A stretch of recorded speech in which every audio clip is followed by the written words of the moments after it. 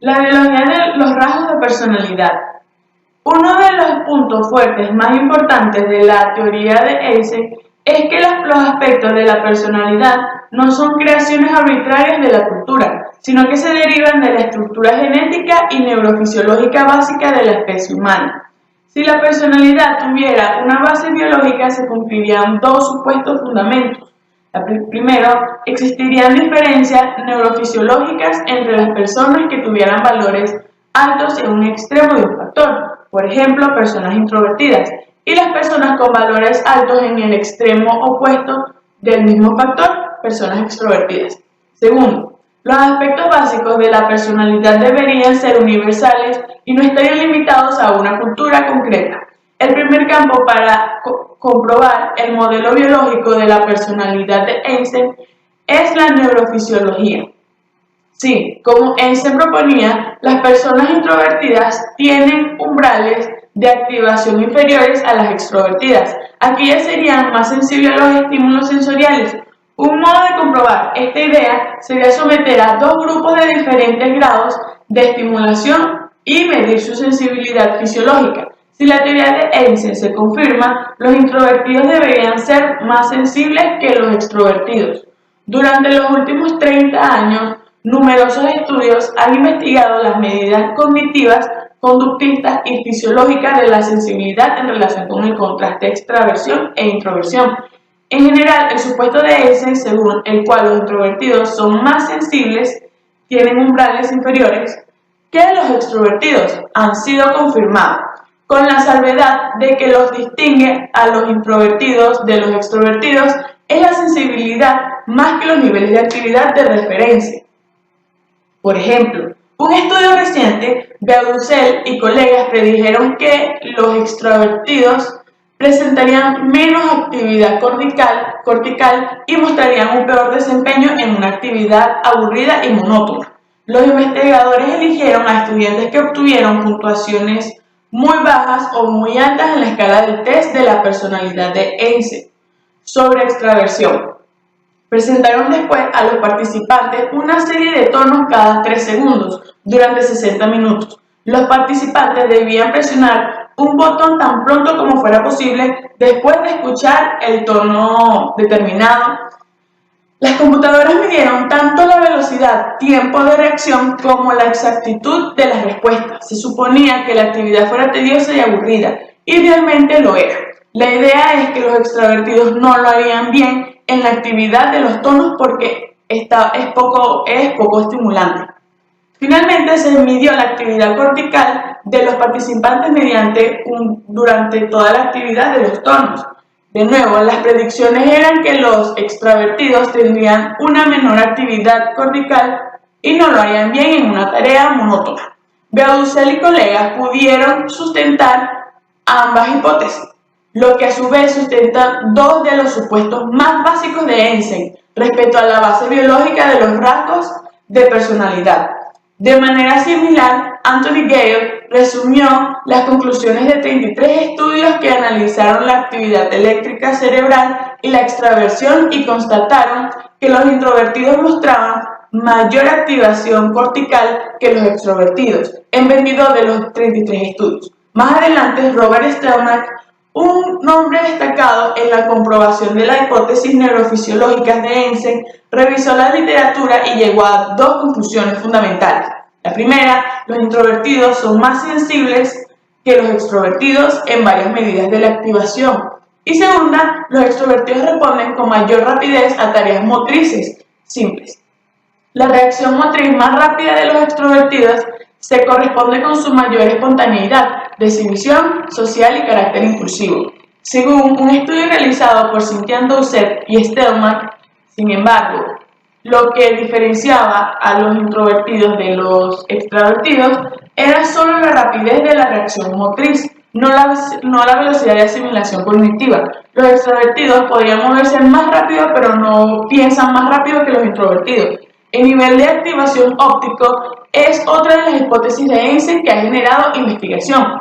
Eysenck postuló que las personas introvertidas trabajarían mejor en entornos con estímulos sensoriales relativamente bajos, mientras que los extrovertidos rendirían más en condiciones de estímulos sensoriales relativamente altos.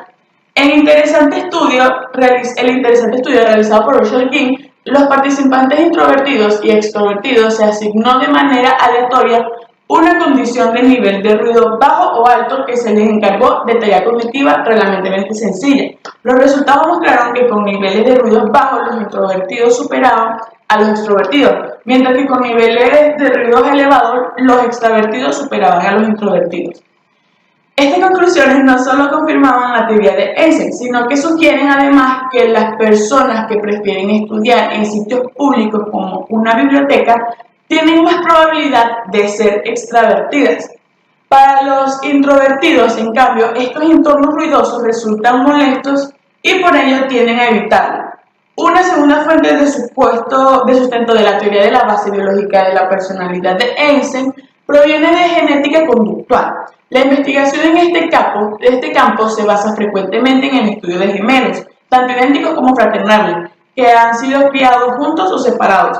Los estudios han revelado que los rasgos más básicos de la personalidad tienen estimados de heredabilidad de entre 40 y 60%. En otras palabras, el maquillaje genético de un individuo puede explicar la mitad de sus rasgos básicos. Por ejemplo, el rasgo de extraversión a menudo tiene una correlación de alrededor de 50 para los gemelos idénticos y de alrededor de 20 a 25 para los gemelos fraternales, lo que lleva a un estimado de heredabilidad de entre 50 y 60% igualmente. Entre 50 y 55% de la diferencia del neuroticismo se debe a la genética. En resumen, la investigación tiende a sustentar la teoría de Einstein de que los factores de personalidad tienen bases biológicas y no dependen simplemente de lo que hemos aprendido.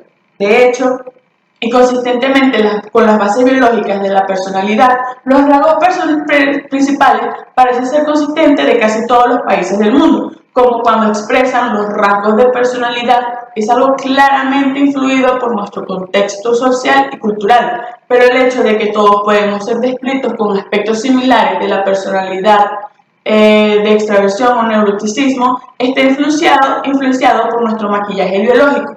En breve, es moldeado tanto por la naturaleza como la crianza. Crítica a la teoría basada en la biología de Einstein. Primero, la teoría basada en la biología de Einstein genera investigación. En este criterio obtiene una puntuación muy elevada. En esta figura se muestra el grado de exhaustividad de la teoría de la personalidad de Einstein. El cuadro intermedio incluye las variables psicométricas de su teoría, el psicoticismo, la extraversión y el neuroticismo. En esta figura se muestra también que la teoría de la personalidad de Einstein es mucho más que una simple clasificación. Los antecedentes genéticos y biológicos de la conducta están incluidos en los dos cuadros de la izquierda, mientras que las consecuencias o resultados de la investigación de Einstein se encuentran en los dos cuadros de la derecha.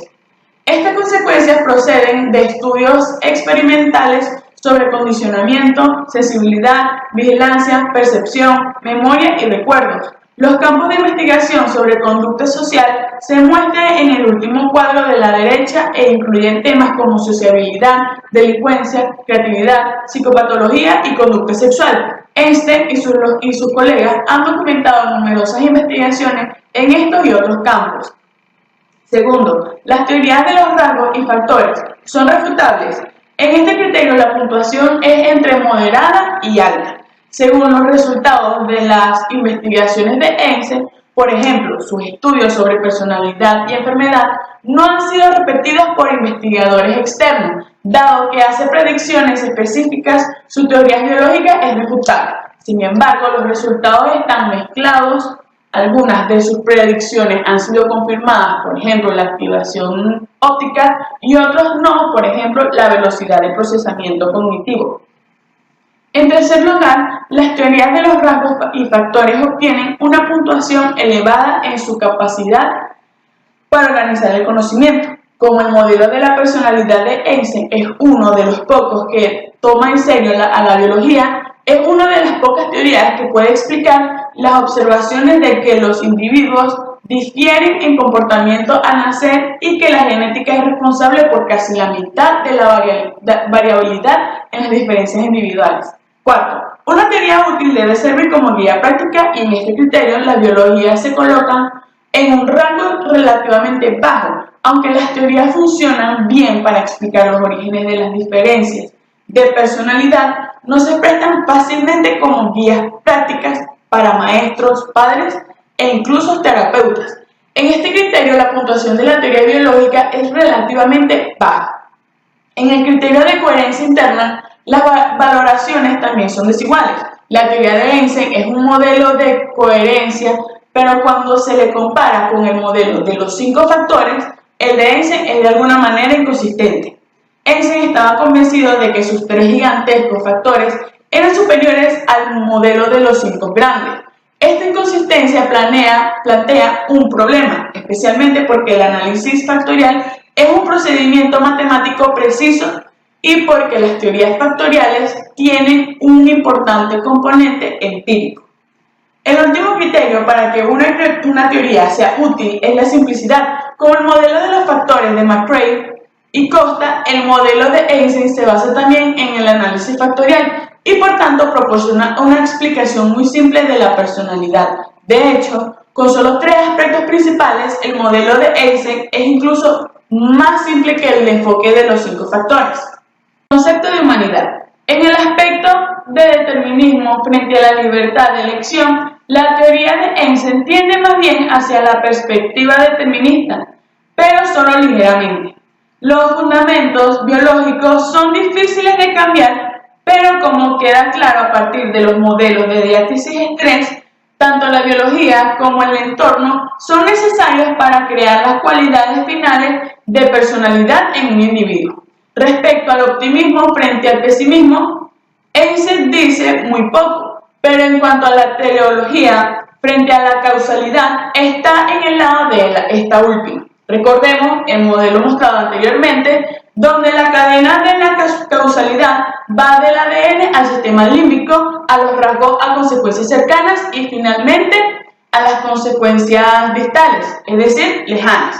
En la cuestión de los determinantes conscientes del comportamiento frente a los determinantes inconscientes, el trabajo de Einstein se inclina hacia estos últimos en el sentido de que la gente es generalmente incapaz de ser consciente de la forma en que la genética y los procesos cerebrales afectan su comportamiento y personalidad. Respecto al tema de influencias biológicas frente a influencias sociales, de alguna forma podría resultar sorprendentemente decirlo, pero de hecho Einstein abogó por ambos, tanto la crianza como la naturaleza. La biología puede establecer la periferia de nuestro comportamiento, pero se necesita del entorno para determinar si estaremos más cerca del mayor o menor desarrollo de nuestro potencial. En la dimensión de las diferencias frente a las similitudes individuales, la teoría biológica se inclina un poco más hacia las primeras. Las diferencias biológicas, cerebrales y genéticas se enfocan en la singularidad de estos individuos. Einstein, por ejemplo, escribió: "Las personas están por encima de todos los individuos". Sin embargo, la teoría biológica demuestra al mismo tiempo la existencia de los rasgos comunes que compartimos con